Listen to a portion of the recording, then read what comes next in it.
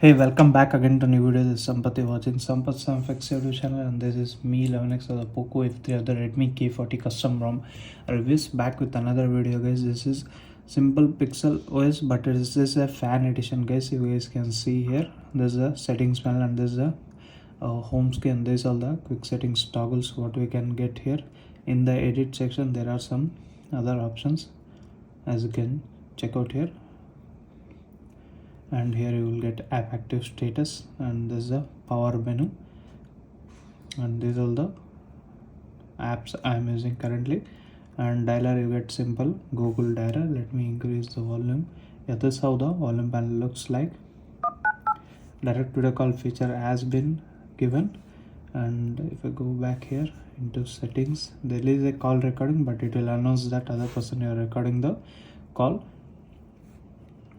Regarding camera application, here you get proper Leica integrated camera.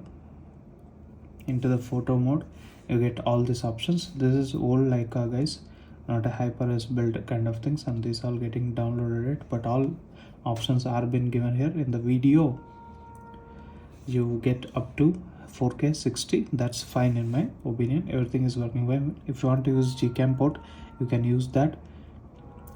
These are the apps what I'm using right now, and UI is really fine here. Into the settings, we get this system here. Into gestures, navigation mode, gestures navigation, you get simple here. Hide gesture bar option is given.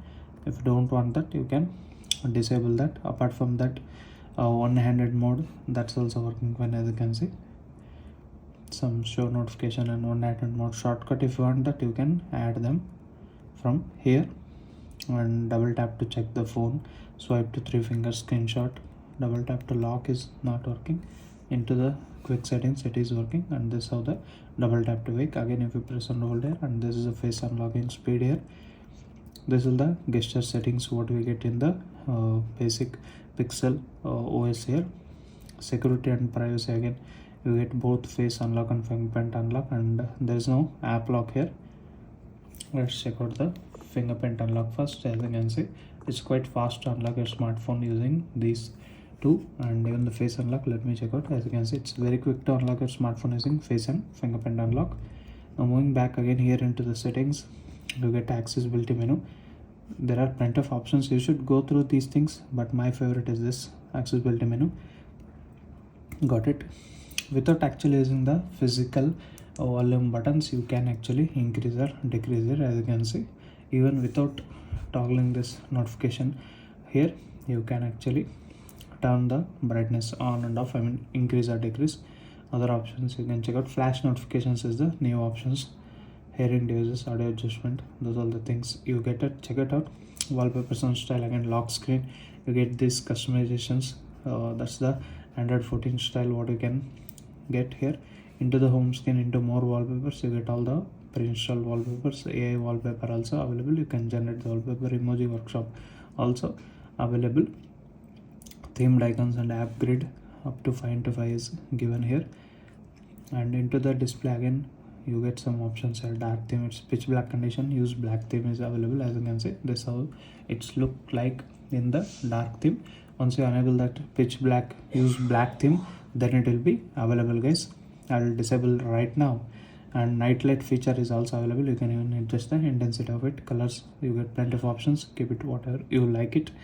Refresh rate, here I really like it. You can even keep the adaptive refresh rate also. 60-90 options are given, which is really good in my opinion. Tap to wake and tap to sleep both are working, but tap to wake is just, tap to sleep is working only on the QoS panel here. Per app refresh rate, you can choose it out. DC dimming is also provided here. And high brightness mode, just don't use these things, guys. If you want to just show off, then only you can use, otherwise it will drain the battery and make your device a little bit hotter if you use those options. Sound and vibration, again very simple here. Vibration and haptics intensity you can adjust. There is no patterns here, and there is no Dolby Atmos support, or even the direct sound settings are missing in this particular ROM. Battery, again thermal profiles are given. Battery usage, you guys can see I have been using these apps continuously right now. And battery saver, again you get this one. Extreme battery saver is not good. Battery percent charging control, again if you enable that, you get a mode here. You can limit them. That's all the settings and other things. Let's see some benchmark results and all. Yeah, this one, starting with this one, the version, as you can see, February 5 2024 is the version list, and kernel used here is 4.19.3, not for 12 Lite. Version 4 kernel has been used. This is the latest build available for Poco F3 or the Mi 11X guys, Xiaomi. And there's the Android version 14, and device certification here is not certified, hence CTS profile match getting failed here. That's the one disappointed in this particular ROM. And this one you guys can see read rate speed test with numericals and graph. This is the internet speed what I got. I have 200 Mbps Airtel fiber connection here, L1 certified here, and HDR capabilities you can check out here. And 1145 is a single score, and 3388 is a multi-score. Linux 4.19 for 2 Lite version 4 kernel. And this is the Antutu benchmark result what I got, 8,48,236, and temperature raise was 5 degrees Celsius and 6% of battery has been dropped. This is how the always on display or the ambient display works like. Charging rapidly, 33 watt charging support is there here. You can check out within 2 minutes it got 3%. There is a gradual increase in speed until 80 or 90%. Thereafter it takes some more time here. These are the results what I got. And stereo speakers are working well, very much fine here, no problem. Even the earpiece quality during the call is fine. Definitely we don't get that hardware level of ambient light sensor whatever it is, but through software it is working fine, as we can check out in the stock ROMs. And you will get this link to Windows pre-installed app here, and even you can install this one Gemini, the new whatever AI related one. As you can see, you can install that Google Gemini, the bad related.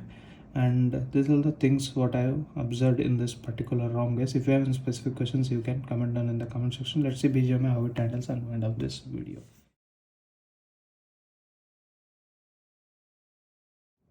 Let's check the graphics settings here. As you can see, Smooth Plus Extreme is available, HDR is also available here, Ultra HDR not available. Smooth Plus 90 fps option is simply missing here.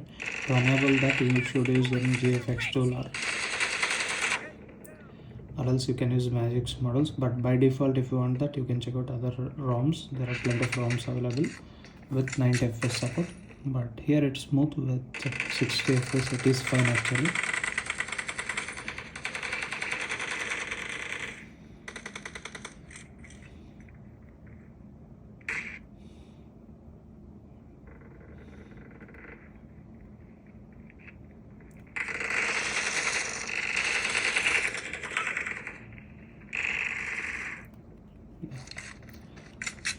Even in counter attacks, I haven't facing any lag, but definitely it's not up to the level of 90 fps.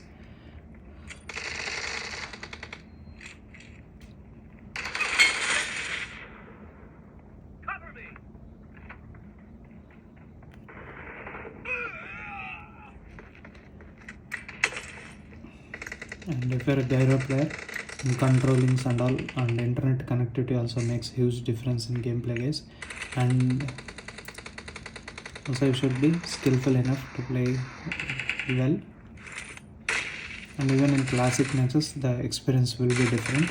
And just for the sake of example, I am showing here just a quick review here. You will get some idea. There were 3, that was difficult. Yeah, this is how the gaming experience in this particular ROM. I really satisfied with this particular ROM guys. If you have any specific questions regarding this particular ROM, you can actually comment down in the comment section. And I recommend to join the WhatsApp group that is available for Poco F3 or the Mi 11X guys. There people are discussing about this particular device and ROMs and Gcam, whatever you want, and firmware what used in this particular, everything will be explained there. I think you must join that for your benefit only. And there is even a Telegram channel also, there also you can follow me. And if you're still not subscribed to my YouTube channel, hit that subscribe button guys, and we'll meet you with another interesting video guys. Until that, keep smiling. Bye bye for now.